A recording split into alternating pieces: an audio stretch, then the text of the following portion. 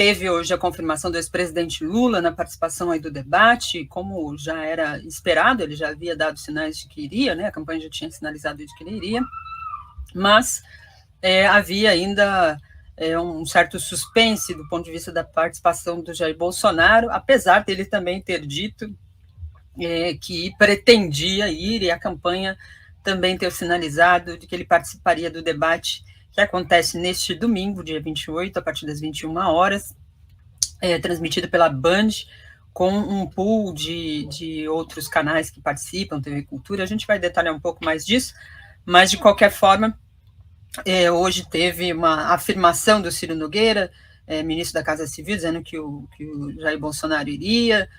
A campanha também sinalizou, me parece que o GSI já teria ido lá ao estúdio, fazendo os protocolos de segurança que são estabelecidos toda vez que um presidente participa ou vai em algum lugar, né? Tem uma equipe que é deslocada para ir até o local, verificar as condições de segurança, e quando se faz isso, é uma sinalização de que será a agenda. É claro que nós estamos falando de Jair Bolsonaro, né? A informação, a fala dele nunca é tida com credibilidade, inclusive nas pesquisas apontam essa indicação de que Jair Bolsonaro não tem, as suas falas não têm a confiança, nem mesmo por parte do seu eleitorado. Então, a afirmação dele dizendo que vai ao debate pode ter surpresas, né, diante aí do comportamento, da atitude, da forma que Bolsonaro atua, fala e se comporta. O Bolsonaro, segundo informações apuradas aí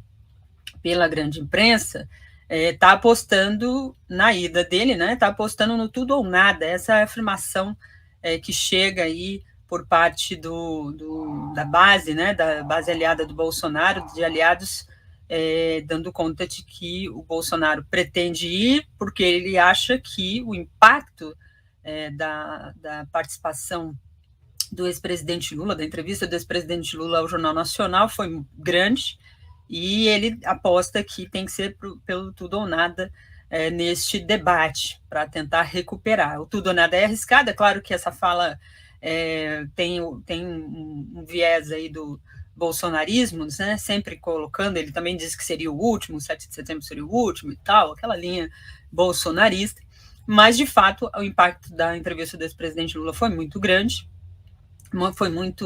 repercutiu positivamente, né, tanto nos meios jornalísticos quanto nas redes sociais, e isso causa ali uma preocupação do Bolsonaro. Há aliados do Bolsonaro que dizem que ele não deveria ir, porque é arriscar demais a campanha com cerca de 30 dias pela frente. Então, há aliados que dizem que ele não deveria comparecer porque pode enterrar de vez a campanha bolsonarista, mostrar o despreparo, o desequilíbrio de Bolsonaro, e isso, para recuperar, seria mais difícil diante já do desgaste que as pesquisas mostram que o Jair Bolsonaro tem. Estou colocando na tela aí matéria do nosso site. Bolsonaro confirma aí ao debate e diz que será tudo ou nada contra Lula. Destaquei aqui no olho a questão também do desempenho de Lula na entrevista do Jornal Nacional. O Lula tira de letra, acho que ele deve ir sim, né, porque aí na entrevista no Jornal Nacional a gente viu a performance dele, né, está muito bem preparado, enfim, essas questões ele tira de letra, né. Então, eu acho que ele tem mais a ganhar do que a perder se ele comparecer ao debate, mesmo que o Bolsonaro não vá, né? Parece que eu estava vendo aí as notícias agora há pouco, parece que ele confirmou que vai, né, o Lula. Então, eu acho assim muito positivo. Até porque, Daiane, esses debates, essas conversas aí, né, essas entrevistas durante a semana no Jornal Nacional revelaram uma coisa assim mais ou menos óbvia, que tem aí a história do samba de uma nota só, né? No caso deles, é um samba de duas notas, né? Eles só batem em duas questões, que é o legado da Lava Jato, né? Os jornalões, a mídia, de uma maneira geral, fez uma grande manipulação em torno do que o Lula falou a respeito da corrupção, quer dizer, é o legado, a herança da Lava Jato, a memória da Lava Jato, que eles foram acumular uma montanha de lixo, né, do lavajatismo. Quer dizer, esse é o recurso que eles têm para fazer o, entre aspas, debate, né? Agora, isso tem um pano de fundo, que é a outra, vamos dizer assim, a outra vertente, né, da outra nota, a outra tecla, né, que eles batem insistentemente, que é a tal da responsabilidade fiscal. Mas em torno disso, eles criam uma série de invectivas, né, de teses, de suposições, a história como se diz, né, a teoria do que seria se fosse, né, a gente viu, por exemplo, no caso do Lula, eles usaram muito aí o Bonner, né, sobretudo o William Bonner, apresentador, ele usou muito essa questão da Petrobras. Depois eu estava vendo uma entrevista, uma conversa com o David Bacelar, acho que é assim que é o nome dele, né, que ele participa aqui da TV 247, né, ele estava, eu até achei surpreendente, porque é uma coisa óbvia e pouca gente fala, e ele explicou bem essa história dos 6 bilhões que estão no balanço da Petrobras, né, isso é uma coisa vergonhosa, uma manipulação vergonhosa. Pegaram lá um parâmetro qualquer, né, estabeleceram que essa cifra é uma cifra estimada com base em bases falsas, né, em dados falsos, e, quer dizer, isso é jogado assim, sem mais nem menos, né, sem nenhum rigor na informação, na apuração dos fatos.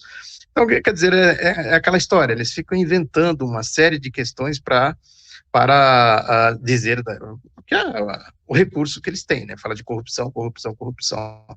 O Lula saiu muito bem nessa questão, né? Eu acho que é isso, né? Ele tira de letra, porque tem, além da sabedoria do Lula, da sagacidade do Lula, tem a questão dos fatos, da verdade, né? É fácil você desmontar essas farsas. Com poucas palavras, o Lula jogou por terra toda a argumentação deles, né? E isso, evidentemente, que tem uma característica, tem uma finalidade, um objetivo, que é justificar um governo que eles chamam de responsabilidade fiscal, que é essa história do arroxo orçamentário, o controle, né, do orçamento público, do patrimônio público, das riquezas nacionais, ou seja, o conhecido projeto neoliberal, né, o projeto elitista, o projeto de transferência de renda, de recursos públicos, né, de patrimônio público para o setor privado. Então, é isso aí. Então, eles não conseguem sair desse círculo, né? É um círculo vicioso. Quer dizer, bate numa coisa para chegar na outra, bate na outra para voltar na anterior, e eles não saem disso, né? Todos os candidatos, o espectro, o internauta pode prestar atenção nisso. Do Ciro Gomes ao Bolsonaro, todo esse espectro de oposição ao Lula não sai dessas duas vertentes, né? Agora, o Lula tem um leque de coisas para falar. Ele tem uma quantidade de temas, de assunto, né, que ele reina sozinho, reina de maneira absoluta, né?